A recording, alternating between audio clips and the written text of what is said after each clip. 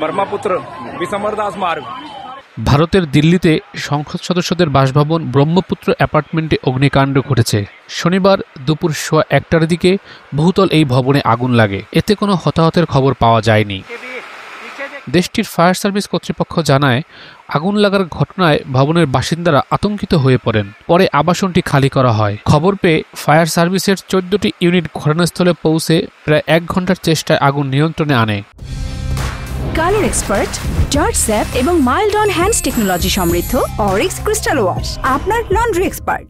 প্রাথমিকভাবে ধারণা করা হচ্ছে গৃহস্থলীর কোনো জিনিস থেকে আগুনের সূত্রপাত হয়েছে। সংসদ ভবন থেকে 200 মিটার দূরেই ব্রহ্মপুত্র অ্যাপার্টমেন্টের অবস্থান। 2020 সালে ভারতের প্রধানমন্ত্রী নরেন্দ্র মোদী বহুতল ভবনটি উদ্বোধন করেন।